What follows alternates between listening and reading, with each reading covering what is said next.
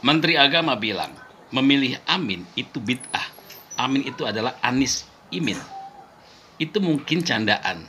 Tapi buat kami, pendukung Anies, itu norak kampungan dan terlihat sekali ada emosi di situ. Anda bisa berkata bid'ah. Tak susah ya bagi kami untuk mencandai Anda lagi dengan mengatakan Anda menteri sekelas odong-odong. Paham ya sekarang ya? Kenapa saya bilang odong-odong? Karena apa prestasi Anda? Selama jadi menteri, Anda tidak punya prestasi apa-apa. Zong.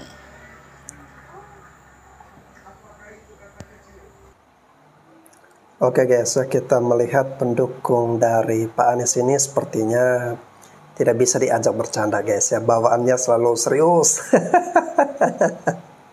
Sebenarnya sudah ada klarifikasi ya dari Menteri Agama kita guys ya, bahwa itu sebenarnya bahasa candaan. Hanya saja ada oknum-oknum dari kaum sebelah yang merasa bahwa ini adalah persoalan berat, persoalan serius. Oke, seperti video yang satu ini guys. Kemarin Menteri Agama Yakut Khalil Qaumas menyebut bahwa memilih pasangan Amin adalah perbuatan bid'ah atau suatu perkara yang dibuat-buat.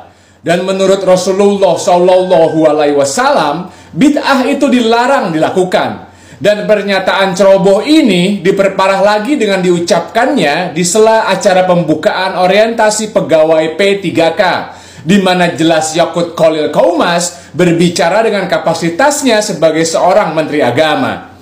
Menurut gue ada 5 hal yang perlu disoroti di sini, yaitu 1. Pernyataan menteri agama ini jelas bertentangan dengan semangat kita untuk mewujudkan pemilu yang damai. Tidak usah menteri agama bikin pernyataan kontroversial begitu. Kita di akar rumput sudah mengalami perpecahan. 2. Menurut gue Menteri Agama Yakut Khalil Qaumas pantas dipanggil oleh pihak kepolisian untuk diperiksa. Karena pernyataan Menteri Agama ini berpotensi kuat memecah belah anak bangsa. Jika Rocky Gerung dipermasalahkan karena kritiknya yang dianggap menyebabkan kegaduhan, maka pernyataan Menteri Agama ini juga telah menyebabkan keresahan di masyarakat.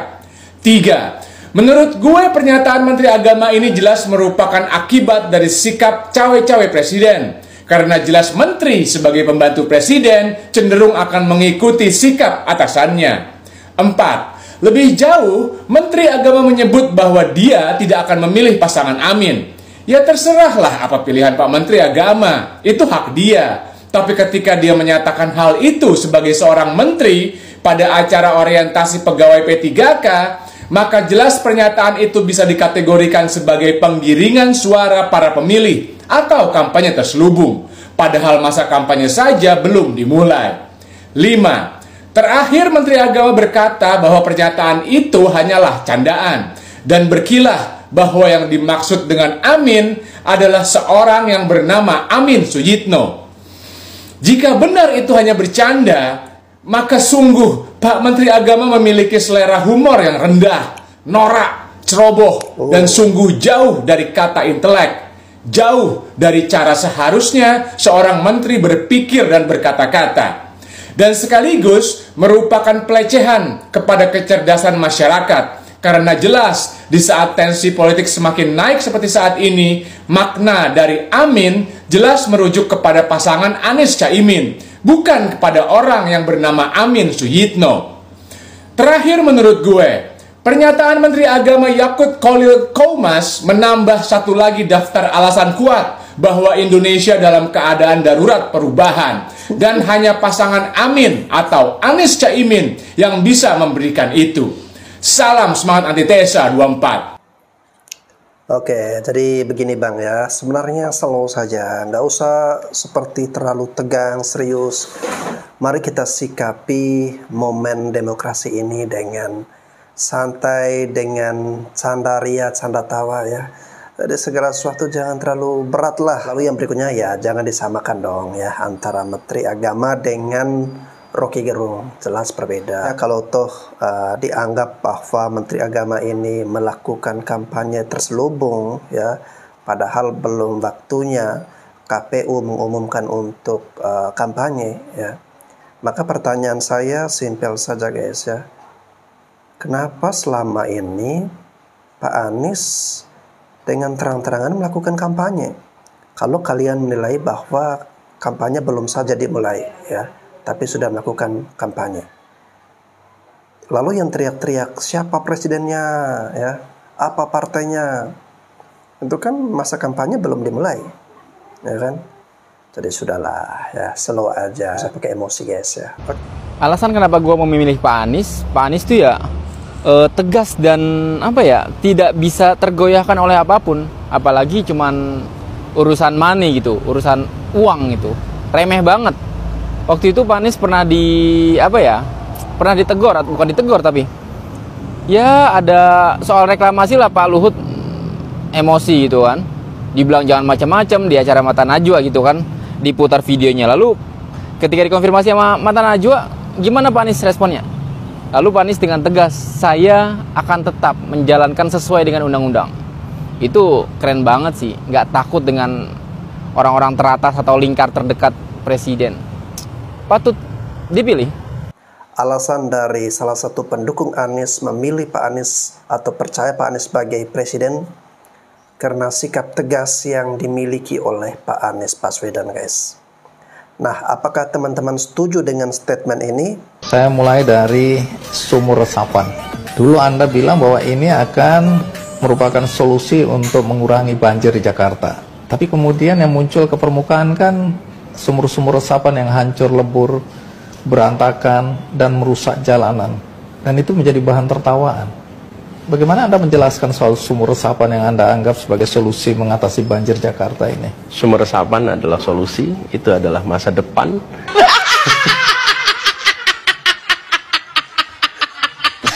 Konsep Spawn City adalah konsep yang sekarang diadopsi di semua kota-kota besar dunia. This is the future.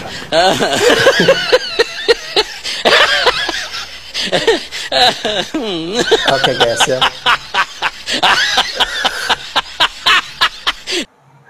Terkait dengan sumur resapan ini, menurut Pak Anies merupakan solusi ya untuk mengatasi banjir di DKI Jakarta ya. Padahal pada faktanya banjir masih tetap aja guys. Oke, terkait dengan sumur resapan ya, ini membuat wajah kota Jakarta ini menjadi kayak semrawut gitu guys ya. Kalau dilihat dari udara kayak bintik-bintik jerawat gitu. Belum lagi permasalahan-permasalahan di mana ada ban-ban mobil, truk yang amblas karena adanya sumur resapan ini. Belum lagi ada yang pernah kecelakaan akibat sumur resapan yang mudah amblas ini guys ya.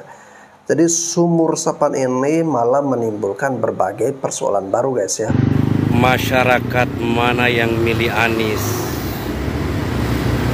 Tentunya masyarakat yang punya nalar dan akal sehat. Masyarakat yang punya harapan dan cita-cita agar Indonesia ini menjadi lebih baik. Masyarakat yang berharap di 2024 itu ada perubahan dan perbaikan. Masyarakat yang tentunya berharap hadirnya sosok pemimpin yang bisa mewujudkan Pancasila sila kelima, yaitu keadilan sosial bagi seluruh rakyat Indonesia. Insya Allah. Saya sudah tanting-tantingan dengan Pak Anies itu 1,5 jam, Pak. 4 mata. Saya sampaikan ke Pak Anies, Pak, sampeyan niku abot teng PKB. Botnya gimana, Gus? Framingnya itu loh. Labelnya itu sampean itu 212, saya bilang itu. Abot nih kita PKB di sini. Saya sampaikan terbuka, Pak. Niki janjane pripun kula wonten. Asline pripun, ideologine sampean niku pripun kula. Nah, Pak Anies jawab, kalau ideologi ya nggak mungkin lah saya itu radikal, Gus. Sama dengan jenengan elek-elek gini, saya itu santri Pabelan Magelang. Di Magelang itu ada pesantren tua namanya Pabelan. Oh, berarti murid Kiai Hamam, saya bilang itu. Iya, saya zaman Kiai Hamam. Kiai Hamam niku adik kelas bapak kula nderek ting Tebu Ireng. Murid langsung Hadratus Syekh Mbah Hasyim Asy'ari. Jadi Pak Anies pede, saya nggak salah kan kalau saya ngaku cucunya Tebu Ireng, Gus. Wong saya itu di Pabelan 3 tahun, guru saya murid Mbah Hasyim. Lah niku lho, masuk gak iki kira-kira? Itu satu. Yang kedua saya tanya, lah kok sampean iso melu radikal itu gimana 212? Beliau cerita, itu kan soal pilgub. Ketika pilgub Jakarta, kita ini melawan Ahok yang waktu itu dengan kekuatan besar. Ya, kekuatan birokrasi, kekuatan dana luar biasa. Nah, kita nggak punya apa-apa, Gus, untuk melawan kekuatan itu. Yang kita punya hanya satu, Allahu Akbar. Maka oleh teman-teman disepakati kampanye kita Allahu Akbar. Dan terbukti Allahu Akbar lah yang menang. Ini soal EO, bahasanya begitu. Siapa yang men-setting kesepakatan? Kalau besok saya jadi dengan PKB, dengan Gus Imin, ya monggo, terserah PKB saya mau dipacai apa. Saya suruh mimpin tahlil, apa saya tahlil? Solawatan, ayo solawatan. Itu Pak Anies bilang gitu. Bolehlah diadu saya dengan Pak Ganjar, Pak Prabowo, suruh mimpin tahlil, kira-kira yang fasik siapa? Itu, seperti itu Pak. Jadi tidak ada kehawat. Kalau soal akidah sama kita akidahnya Ahlus Sunnah wal Jamaah.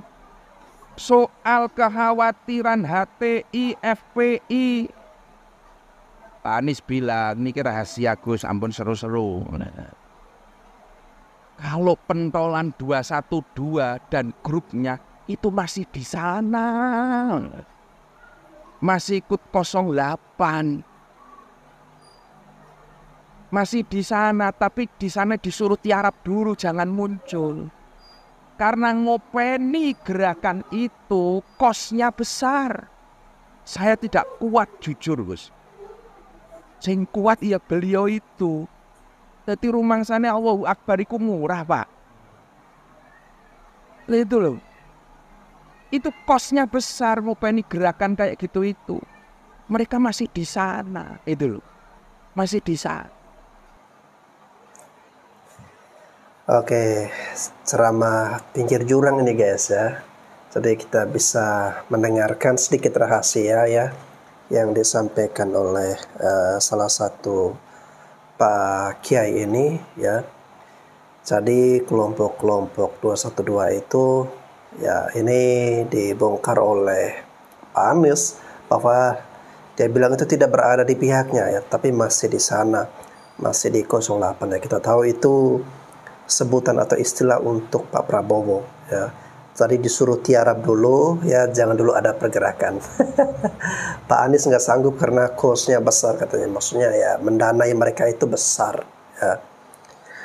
Wah, pusing, ribet dan ruwet guys ya.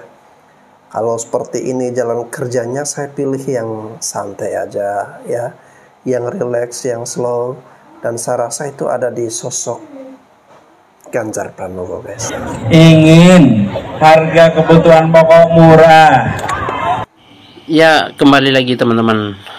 Izin sedikit saudaraku, saya ingin menanggapi pernyataan Anies Baswedan.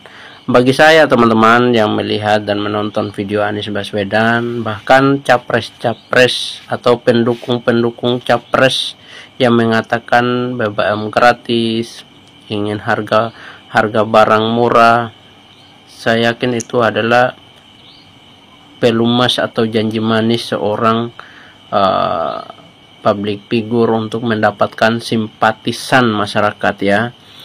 Saya pastikan 100% itu bohong ya. Karena kenapa teman-teman?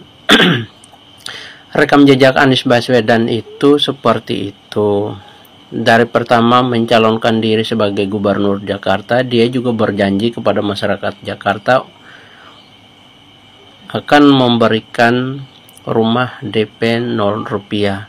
Namun kenyataannya tidak sesuai dengan apa yang disampaikan. Nah, hari ini dia menyampaikan lagi ingin memberikan atau ingin barang-barang atau harga barang-barang itu murah di zamannya ketika ia menjadi presiden. Nah, ini hal yang tidak logis ya teman-teman. Kalau negara kita ingin maju, jadi semuanya tidak ada yang instan dan tidak ada yang murah teman-teman ya. Semua butuh usaha dan kerja keras ya, tidak ada yang instan.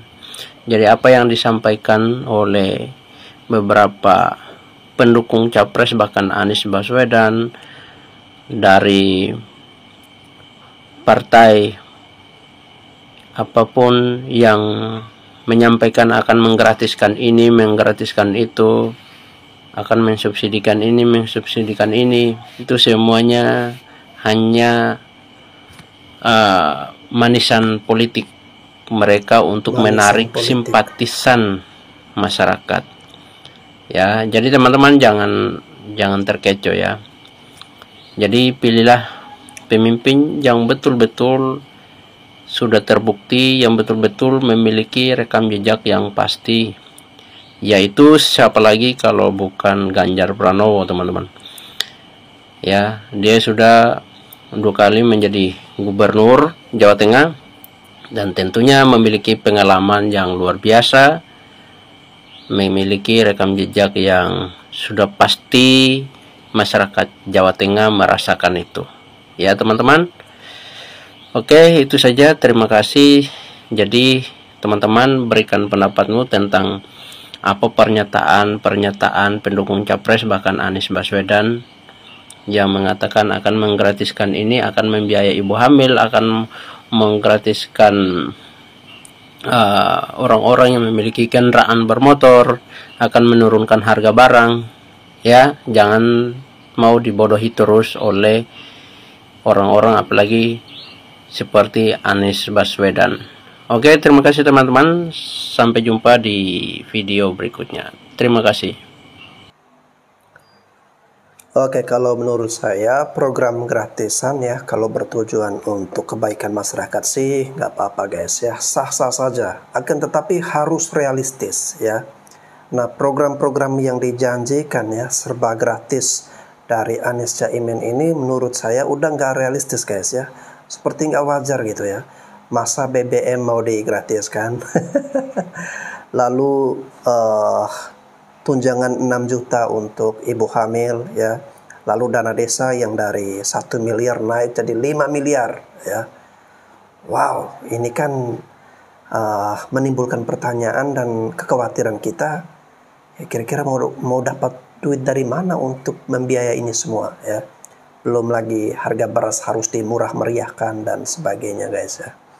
Nah, kalau tidak realistis, tidak masuk akal, tidak wajar seperti ini, ya masyarakat juga bisa menilai seperti abang ini yang mengatakan bahwa itu semua adalah manisan politik ya, dan janji yang terlalu manis seperti itu ya bisa dipastikan adalah kebohongan.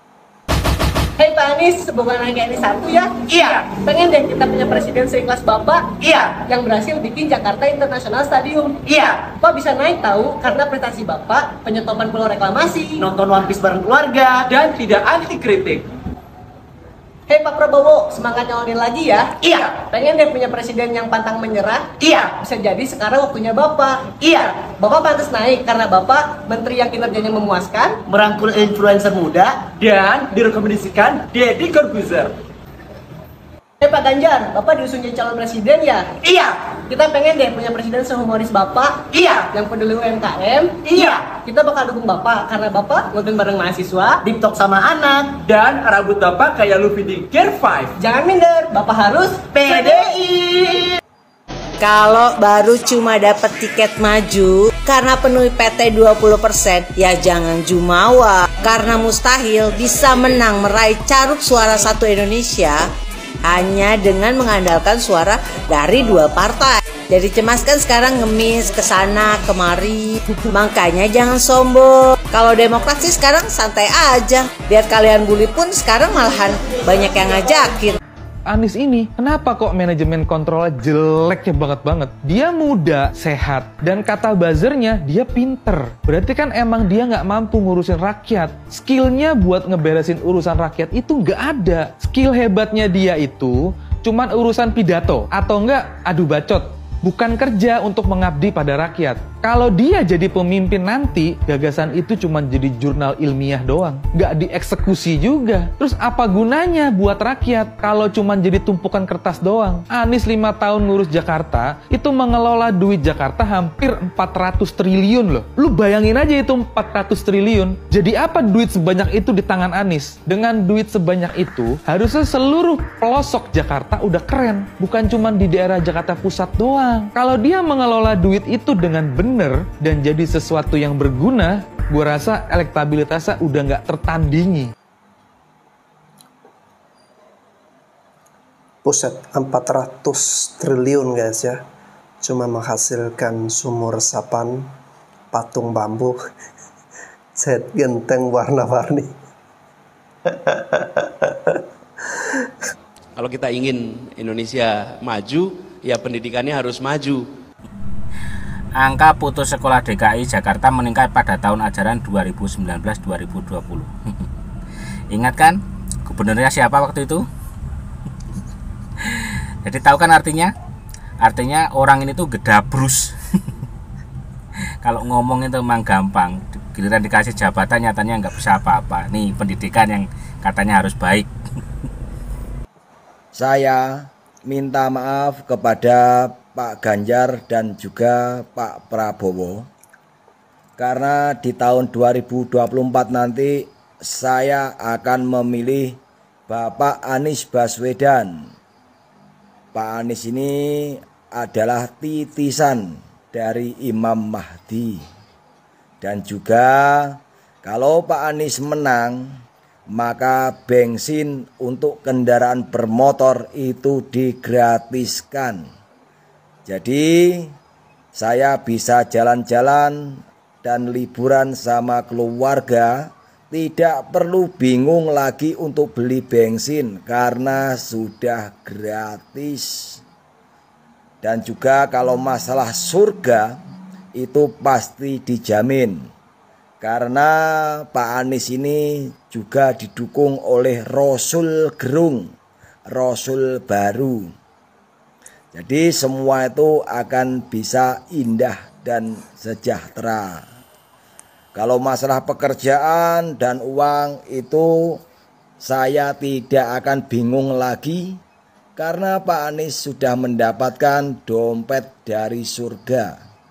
Insya Allah kalau saya menjadi pengikutnya, maka uang itu akan mengalir dengan sendirinya. Terima kasih Abah Aus yang telah memberikan dompet dari surga kepada Bapak Anies Baswedan. Setelah Caimin menjanjikan BBM gratis dan juga tunjangan sebesar 6 juta rupiah kepada ibu hamil, sekarang giliran Pak Prabowo yang juga menjanjikan makan siang dan susu gratis untuk para pelajar. Sedangkan banyaknya pelajar di Indonesia dari mulai preschool sampai SMA katanya kurang lebih ya sekitar 75 jutaan lah. Dan saya herannya kok ya banyak yang bertepuk tangan dan tertawa-tawa mendengar janji Pak Prabowo ini. Meskipun saya nggak tahu mereka itu tertawa senang atau tertawa mentertawakan janji ini ya. Mungkin bagi mereka-mereka yang pemalas, yang tidak suka bekerja keras, yang maunya duduk-duduk tapi semuanya datang secara gratis, atau mereka-mereka yang bermental gratisan, janji ini sangat menjanjikan, sangat manis dan sangat enak didengar, dan mereka berharap bisa direalisasikan. Tapi bagi kita-kita yang berpikir cerdas, berpikir waras, dan pekerja keras. Justru orang-orang capres-cawapres yang seperti ini harus kita seleksi ya. Kita jangan sampai termakan oleh janji-janji seperti ini. Kenapa ya? Karena kita berpikir apa akan bisa terrealisasikan? Bagaimana nanti sistem penyalurannya? Bagaimana nanti anggarannya dari mana? Dan justru ya, saya berpikir begini, kenapa capres-cawapres seperti ini kok tidak berpikir lebih realistis gitu loh. Misalnya jangan memberi ikan, tetapi berikan pancing. Nah, itu lebih bagus untuk mendidik para generasi muda kita ya. Misalnya memberikan pelatihan bagi mereka-mereka yang putus sekolah. Karena begini ya, banyak faktor kenapa banyak anak yang sampai putus sekolah. Kadang bukan karena biaya, tapi memang karena ada beberapa anak yang sudah tidak mau berpikir, tidak mampu berpikir. Bahkan saya punya tetangga ya, jika sekolah itu katanya langsung sakit, atau ketika berpikir keras sampai mimisan, ada, makanya dia memutuskan untuk tidak sekolah. Nah, orang-orang yang seperti ini apakah tidak sebaiknya diberikan pelatihan kerja, membuka pelatihan kerja di mana-mana supaya mereka bisa mandiri, atau memberikan fasilitas sekolah yang lebih bagus lagi untuk mereka-mereka yang masih mau duduk belajar di bangku sekolah, atau memberikan subsidi untuk mereka. Tapi sudah dilakukan sih sebetulnya di era Pak Jokowi ini, seperti keponakan saya sendiri ya, yang waktu itu mau masuk SD, kebetulan mamahnya dipanggil Tuhan. Waktu itu dia didatangi dari pihak sekolah, diberikan tas, seragam dan sebagainya, bahkan sekolahnya pun gratis. Itu yang membuat keponakan saya senang dan mau masuk sekolah itu dengan sangat bahagia. Nah, apakah tidak lebih baik memberikan program-program seperti itu? Dan kita tahu ya, Pak Ganjar justru sudah melakukannya di Jawa Tengah. Anak-anak itu sudah diberikan sekolah gratis, biaya sekolah mereka gratis. Kemudian kalau masalah stunting, justru Pak Ganjar di Jawa Tengah adalah pemimpin paling berhasil yang mengurangi tingkat kemiskinan dan juga memberantas stunting. Saya kok ingin ya kedua orang ini belajar dari Pak Ganjar, gimana cara mencerdaskan bangsa, mencerdaskan masyarakat, bukan dengan program-program yang gratisan seperti ini. Ini ibaratnya seperti seperti menyepelekan. Dipikirnya semua masyarakat itu bisa dibeli suaranya dengan janji gratisan. Seharusnya orang-orang seperti Pak Prabowo dan Cak Imin ini justru harusnya memberikan pembelajaran kepada masyarakat bagaimana cara mempersiapkan diri menghadapi kemajuan ini dengan bekerja keras, supaya mereka mandiri, supaya mereka jadi orang-orang yang tidak pemalas, yang hanya mengharapkan bantuan. Saya jadi ingat ya, kubu sebelah itu kalau ngata-ngatain kita ini, katanya cebong, buzzer RP yang sudah mendapatkan bansos. Tidak sama sekali. Siapa yang akan membayar kita? Kita juga tidak membutuhkan, tidak menginginkan bansos. Biarlah bansos itu untuk mereka-mereka yang lebih membutuhkan. Jadi kalau justru mereka ini ya, yang model-model bisa dibeli suaranya dengan janji-janji gratisan, masih mau membuli kami dengan sudah cairkah bansos Anda? Justru kalian ini yang harus mulai berpikir cerdas ya. Jangan lagi mau dibohongi, dijanjikan dengan janji-janji manis yang nantinya juga tidak akan mudah terrealisasi. Kalaupun nanti dijalankan paling cuma beberapa hari atau beberapa bulan, setelah itu hilang. Ingat kan waktu itu juga ada program dari Mbak Tutut ya, dari Menteri Sosial di era Bapak Soeharto. Dulu itu juga ada program nasi gratis. Dan justru merugikan UMKM loh. Banyak warteg yang tutup karena apa? Karena tidak terbayarkan oleh pemerintah waktu itu. Jadi be smart ya. Kita harus berpikir cerdas, jangan mau memilih capres-capres dan cawapres-cawapres yang menjanjikan gratisan. Oke? Oke, be smart ya. Jangan mau memilih capres-cawapres yang modalnya janji-janji gratisan guys ya. Oke, jadi menurut ibu ini ya terkait dengan program dari Pak Prabowo yang ingin memberikan makan gratis terhadap pelajar-pelajar di Indonesia guys ya. Menurut ibu ini sebaiknya dana yang dibuat atau diprogramkan untuk makan gratis, alangkah baiknya dibuatkan pelatihan-pelatihan ya untuk anak-anak yang berkebutuhan khusus atau untuk meningkatkan keterampilan anak-anak yang mempunyai bakat atau keterampilan lain ya, sehingga bisa dikembangkan dan menjadi sesuatu yang bermanfaat ya.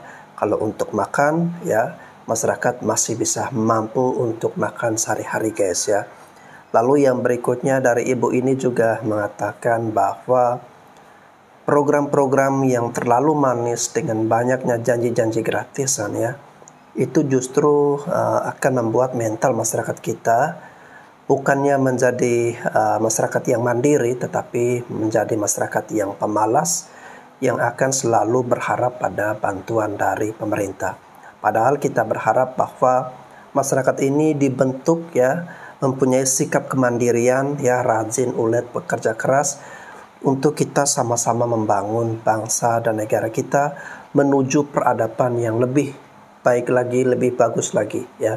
Membentuk masyarakat yang mandiri guys ya, bukan masyarakat yang meminta perhatian atau mengemis bantuan dari pemerintah. Oke, kita lanjut. Gus Muhaimin dan PKB menang. Kita subsidi gratis BBM-nya bagi semua yang punya kendaraan bermotor. Modal di kebon.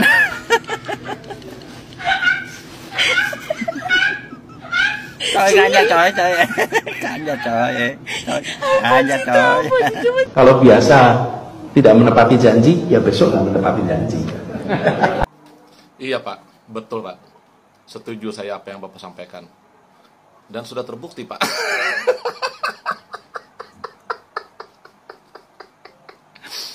Dan sudah terbukti Pak, sudah ada buktinya itu.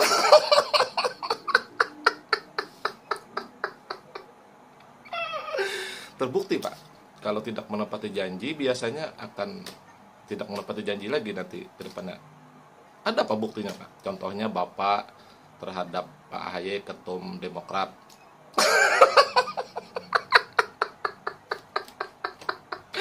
Ya kasihan itu Pak, Ajeng Cepot itu Pak, dia lagi galau Pak. Tara, mak greng, ya hampir pudar Pak.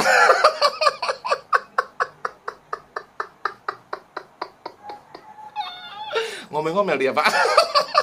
Tidak dialirkan keluar, tapi dimasukkan ke dalam tanah. Assalamualaikum warahmatullahi wabarakatuh. Halo Pak Yohanes, Pak Imam Mahdi. Aduh, bikin ketawa teguh dosa aku. Anda mengatasi banjir di Jakarta saja tidak bisa, gimana mau memimpin Indonesia?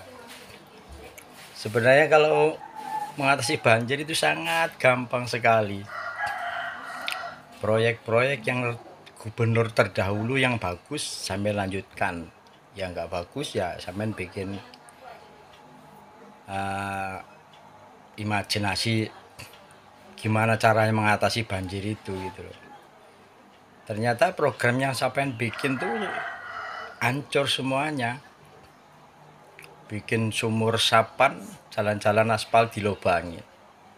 Terus harus pakai zero run off di rumah kita, tidak boleh mengalirkan air keluar, kan ya lucu Pak. Untuk mengatasi banjir di DKI, satu, sungainya dilebarkan. Kedua, pendangkalan itu harus dikeruk biar dalam, jadi airnya lancar. Parit-parit itu dibesarkan. Anak SD aja tahu Pak cara mengatasi banjir itu gimana, bukan harus tiap rumah dikasih lubang-lubang itu. aspal dilobangin semuanya, dibikin sumur resapan itu ya, aduh ya Allah. Yang modal begini mau memimpin Indonesia, mimpi. Salam waras, salam NKRI Agamati. Assalamualaikum warahmatullahi wabarakatuh. Mimpi. Terima kasih wahai pendukung Anies, dari kalian saya jadi mantap buat pilih Ganjar jadi presiden. Dengerin ya bang, aku ini independen bang, aku ini free, aku ini merdeka, aku tidak terikat dengan apapun. Siapapun nanti yang aku pilih itu adalah melalui kalkulasi pribadiku ya, melalui kalkulasi pribadiku, bukan kalkulasi politik ya. Jadi aku nggak mendukung siapapun, nggak mendukung Pak Anies, nggak mendukung Pak Ganjar ataupun Pak Prabowo ya. Saya di sini nanti itu akan mencari sosok yang bisa dibilang paling tepat lah, karena politisi itu nggak bisa lepas dari motif pribadi maupun motif kelompok, itu nggak akan bisa lepas. Jadi harus perlu kalkulasi saintifik untuk menentukan pilihan.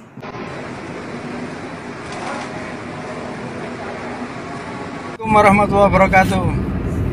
Yang terhormat Bapak Yohanes Anies Rashid Baswedan yang bergelar Imam Mahdi, apalah semua, sampean pakai aja gelar semuanya, udah mumet aku dengerinnya.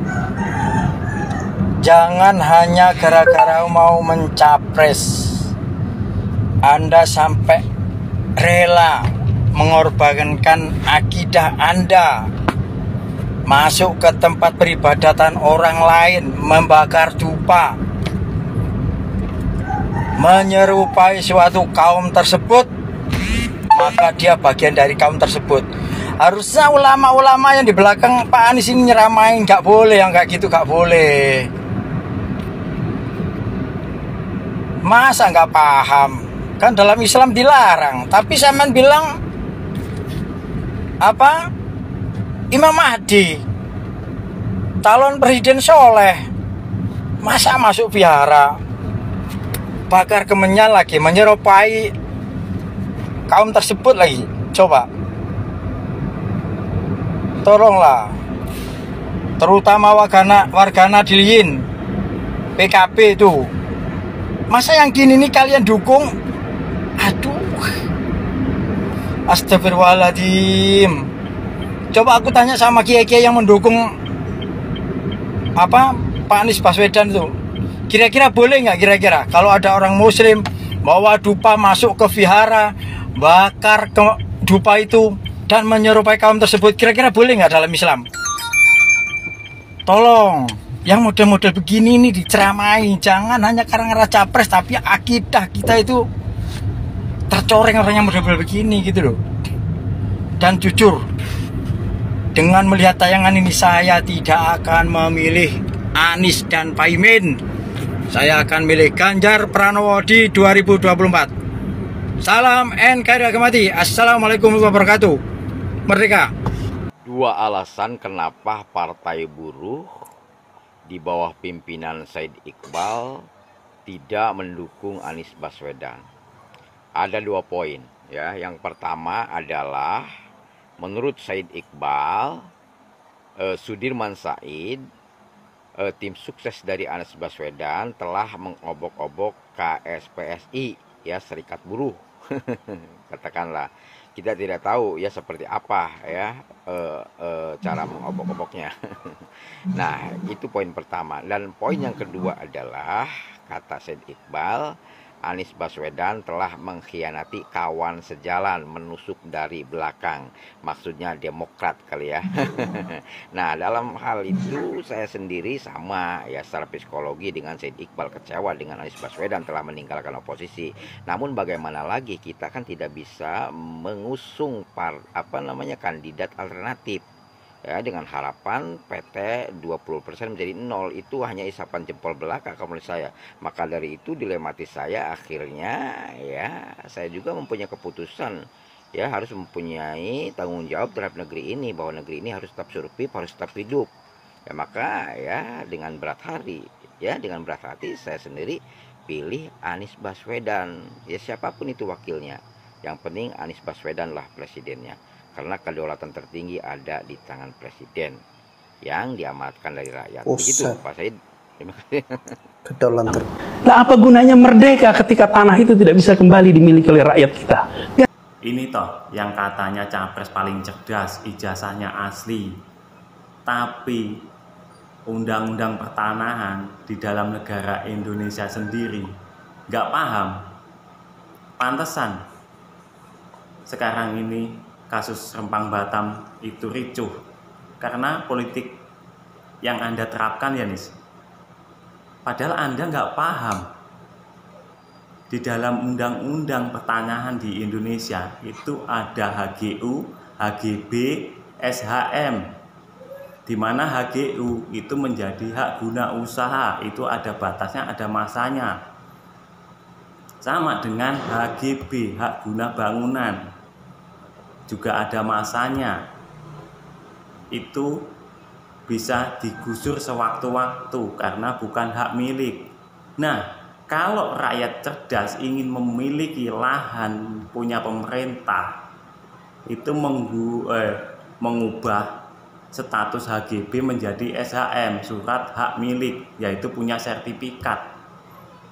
Nah, sedangkan kasus di Kampung Rempang Batam itu statusnya HGB, hak guna bangunan, bukan SHM. Itulah kenapa mereka bisa digusur, Nis. Jadi di dalam undang-undang pertanahan itu ada jelas, tapi kamu pun nggak paham, malah memakai politik yang bikin ribut, membodohin rakyat. Gini kok katanya capres cerdas. Nah, gimana mau maju negara Indonesia kalau capresnya seperti ini? Rakyatnya aja diajarkan jadi orang bodoh. Jadi kalau mereka ingin memiliki lahan milik pemerintah, pastinya mereka harus dicerdaskan supaya status lahan mereka itu bisa menjadi SHM. Ngurusnya di mana? Di BPN. Sampai situ paham, Nis? Salam waras dari Raja Jelata, Nis. Guys, sebentar lagi Pilpres tahun 2024 akan segera dimulai, guys ya. Dan dari sekarang saya yakin teman-teman pasti sudah mempunyai atau sudah menentukan mana capres ataupun cawapres yang akan kita dukung, yang akan kita pilih untuk menjadi presiden di tahun 2024 nanti, guys ya.